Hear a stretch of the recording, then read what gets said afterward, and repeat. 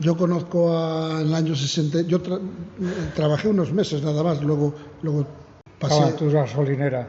Bueno, yo trabajé en la gasolinera porque era de mi padre, y entonces para que él se fuera a trabajar, y yo iba al mediodía y luego por los domingos para que él también yo iba a trabajar. Pero yo me lo pasaba muy bien en la gasolinera, aparte de otras cosas, porque leía mucho. Es donde yo leía. Bueno, pero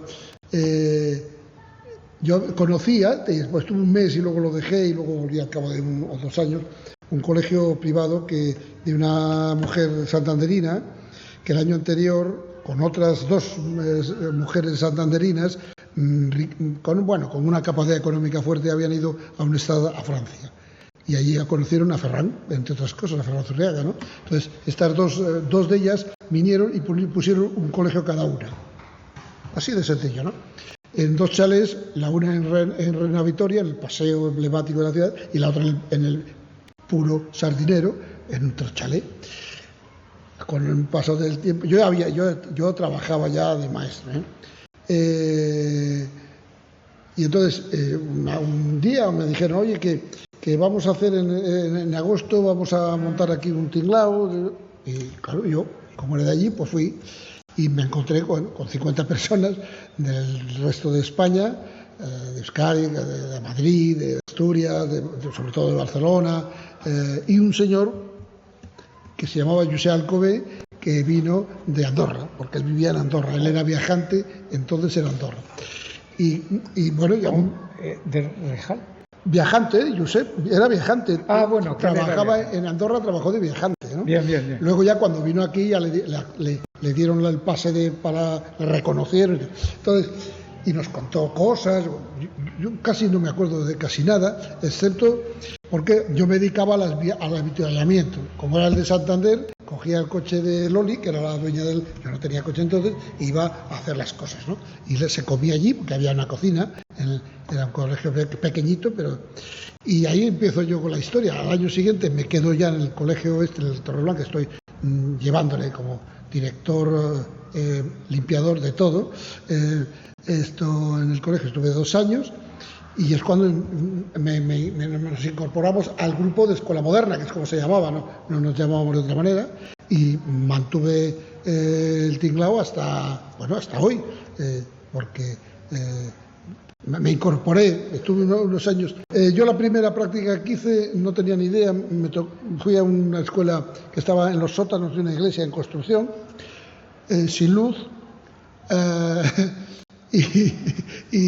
y estuve desde febrero, me parece, hasta junio, y yo hice lo que había visto, todas las mesas seguidas, en la mesa de adelante el maestro y la lección.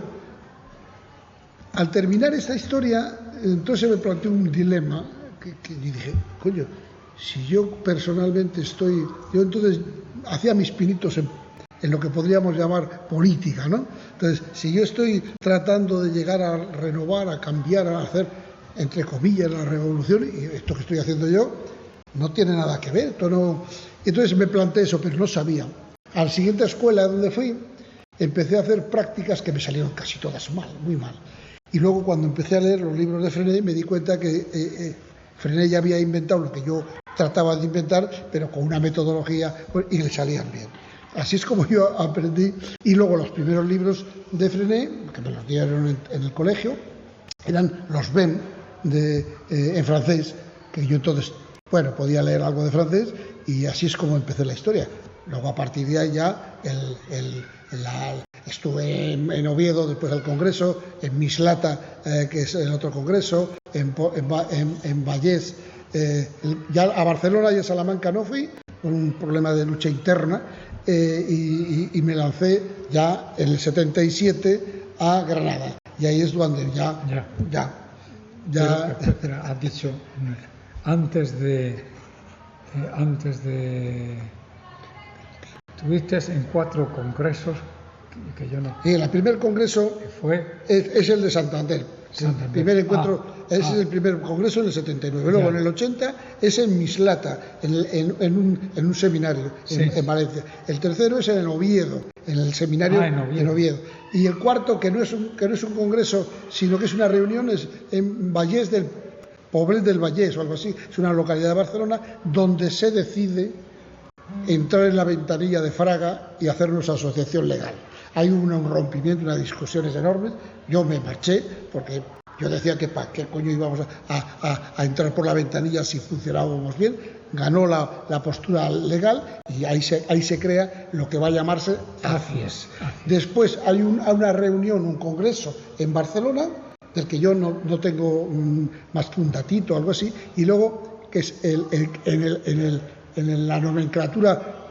Ha habido varias nomenclaturas, por lo tanto, en la nomenclatura luego viene el de Salamanca, que es el tercero, que es donde se hace la famosa Carta de Salamanca. Pero eso ya es historia más moderna. No, eso es el año 76. Claro. El año 76. Pero ya, para mí eso ya es la historia, mi historia. Claro, tú ya estás en el teclado. Claro. Y al año siguiente es el 77 cuando se hace el de Granada, que se sigue llamando Congreso de Escuela Moderna, lo ponen los papeles, y allí es donde se decide por votación muy ajustada cambiar como nos llamamos no legalmente, pero sí de hecho, Movimiento Escuela Moderna por Movimiento Cooperativo Escuela Popular, porque el argumento era que el MEM era el nombre de la Escuela Moderna de Ferrer y Guardia, y que entonces y ahí seguimos.